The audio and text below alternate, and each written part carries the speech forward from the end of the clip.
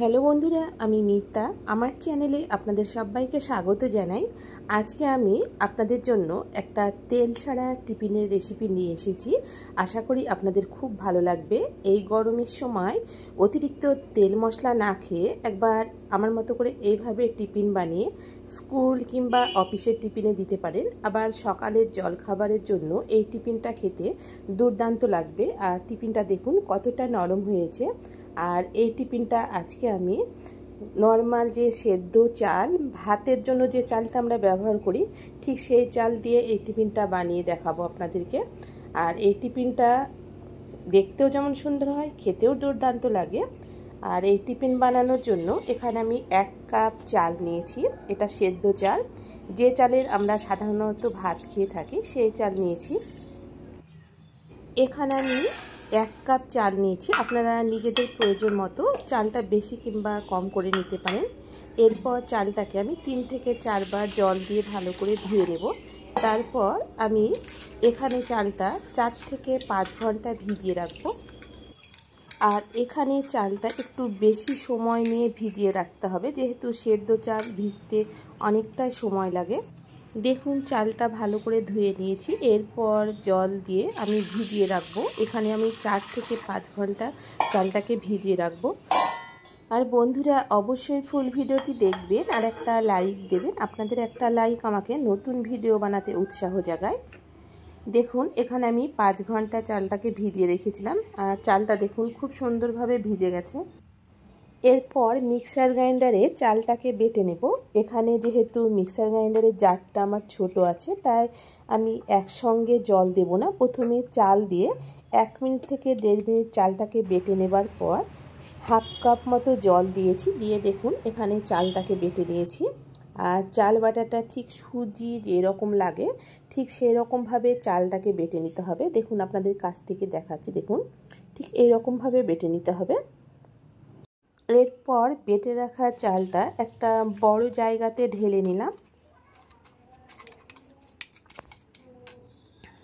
তারপর হাফ চামচ লবণ আর এখানে মিষ্টির জন্য 1.5 চামচ চিনি দিলাম। আর যারা চিনি খেতে চান না তারা এখানে চিনিটা স্কিপ করে যেতে পারেন। এরপর চিনি আর লবণ ভালো করে চালের সঙ্গে মিশিয়ে নেব।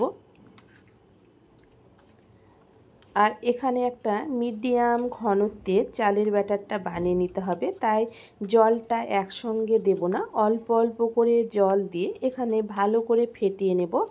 এখানে ভালো করে ফেটিয়ে নিলে টিফিনটা খুব নরম হবে এবং চিনি আর লবণটা ভালো করে চালের ব্যাটারের সঙ্গে মিশে যাবে। দেখুন এখানে 3 থেকে 4 মিনিট আমি ভালো করে ফেটিয়ে নিয়েছি। আর ব্যাটারের ঘনত্বটা ঠিক এরকম বানাতে হবে, খুব পাতলাও হবে না আবার খুব ঘনও হবে না। দেখুন ঠিক এরকম করে বানাতে হবে। আশা করি আপনারা ব্যাটারের ঘনত্বটা দেখে বুঝতে পারছেন। দেখুন এইরকম করে বানিয়ে নিতে হবে। আর এখানে টিফিন বানানোর জন্য এখানে আমি কাপ নিয়েছি, নর্মাল যে চা খাওয়ার কাপ থাকে সেই কাপগুলো নিয়েছি। প্রথমে কাপের ভেতরে ভালো করে তেল মাখিয়ে নেব। এখানে তেলটা ভালো করে মাখিয়ে নিতে হবে, না হলে এখানে টিফিনটা বের হবে না। আর এখানে টিফিন ভাপানোর জন্য আমি একটা কড়াইতে জল গরম করতে বসালাম। তারপর চালের ব্যাটারের ভেতরে 1 চামচ বেকিং পাউডার আর হাফ চামচ বেকিং সোডা দিলাম। বেকিং পাউডার আর বেকিং সোডা দিয়ে ভালো করে চালের ব্যাটারের সঙ্গে মিশিয়ে নেব। আর এখানে বেকিং পাউডার আর বেকিং সোডা দেবার সঙ্গে সঙ্গে দেখুন ব্যাটারটা কতটা ফেপে উঠেছে।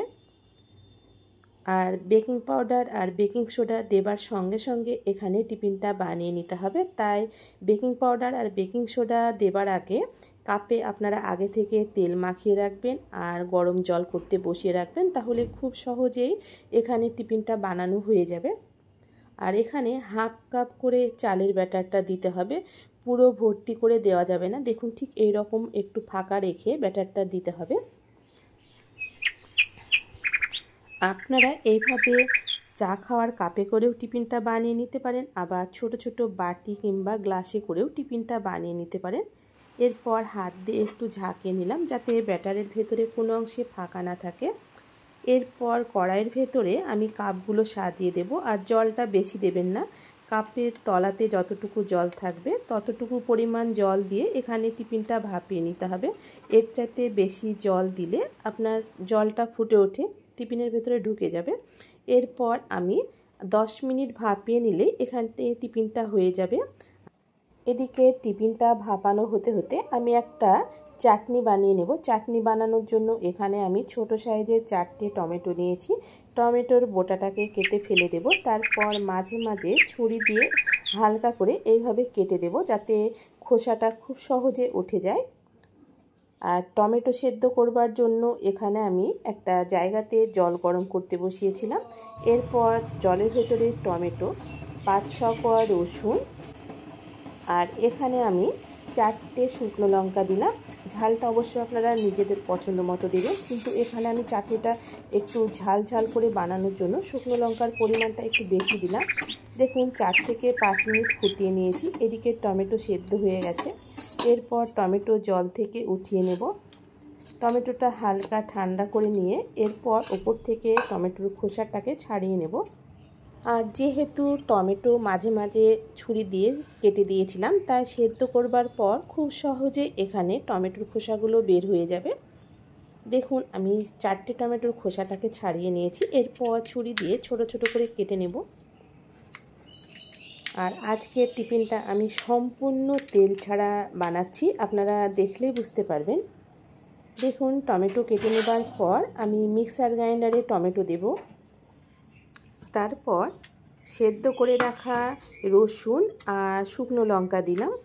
আর এই রসুন আর শুকনো লঙ্কার জন্য চাটনিটা খেতে খুব ভালো লাগবে। আর এখানে 2 চামচ তেঁতুলের পাল্প দিলাম। তেঁতুলের পাল্পের জন্য চাটনিটা খেতে খুব ভালো লাগবে। 1/2 চামচ লবণ, 1/2 চামচ বিট লবণ, আর উঁচু করে ভর্তি করে আমি 1 চামচ চিনি দিলাম। এখানে লবণ চিনিটা আপনারা নিজেদের স্বাদ মতো দেবেন। আর 1/2 চামচ চাট মশলা। আর এখানে আমি 2 চামচ ভাজা চিনেবাদাম দিয়েছিলাম। সেই সময় আমার ক্যামেরাটা অফ ছিল, আপনাদেরকে দেখাতে পারিনি। আর এখানে ভাজা চিনেবাদাম দেবার জন্য চাটনিটা ঘন হবে, আর এই চাটনিটা খেতে খুব ভালো লাগে। আপনারা চাইলে এখানে সর্ষে ফোড়ন দিয়েও চাটনিটা বানাতে পারেন, কিন্তু আজকে আমি সম্পূর্ণ তেল ছাড়া এখানে টিফিনটা বানিয়ে নিচ্ছি। এদিকে চাটনিটা সম্পূর্ণ রেডি হয়ে গেছে। আর এদিকে টিফিনটা আমি 10 মিনিট ভাপিয়ে নিয়েছিলাম। 10 মিনিট পর একটা কাঠি দিয়ে দেখে নেব। দেখুন এখানে কাঠির গায়ে কোনো ব্যাটার লেগে নেই, তার মানে এখানে টিফিনটা সম্পূর্ণ তৈরি হয়ে গেছে। তারপর আমি এখানে নামিয়ে নিয়ে কিছুক্ষণ ঠান্ডা করে নিয়েছি। এখানে গরম অবস্থায় বের করবেন না, তাহলে টিফিনটা ভেঙে যাবে।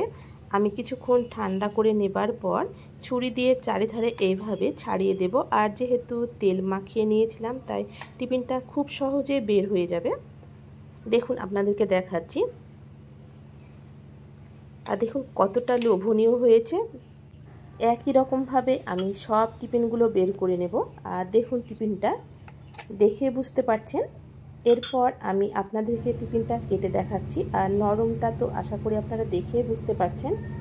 আপনারা এই টিফিনটা খালিও খেতে পারেন, যেহেতু লবণ আর চিনি দেওয়া আছে। আবার যে কোনো সসের সঙ্গে পরিবেশন করতে পারেন। আর আমার এই বানানো টমেটোর টক ঝাল মিষ্টি চাটনির সঙ্গে এই টিফিনটা খেতে দুর্দান্ত লাগে। আপনারা একবার হলেও বাড়িতে বানিয়ে দেখতে পারেন, আশা করছি ভালো লাগবে। আমি সব সময় ঘরে থাকা মশলা দিয়ে সাধারণত রেসিপিগুলো বানিয়ে থাকি, তাই বন্ধুরা আপনাদের যদি কোনো অংশে ভালো লেগে থাকে অবশ্যই আমার চ্যানেলটিকে সাবস্ক্রাইব করে আমার পাশে থাকার অনুরোধ রইল। আর টিফিনটা আপনাদেরকে কেটে দেখাচ্ছি। এই টিফিনটা আপনারা এইভাবে গোটা পরিবেশন করতে পারেন, আর এইভাবে কেটে নিলেও দেখতে খুব ভালো লাগে। আশা করি আমার আজকের এই টিফিন রেসিপি আপনাদের ভালো লেগেছে। ভালো লাগলে বন্ধুরা অবশ্যই কমেন্ট করে জানাবেন। আজকের মতো এই পর্যন্ত বন্ধুরা, দেখা হচ্ছে পরবর্তী রেসিপিতে।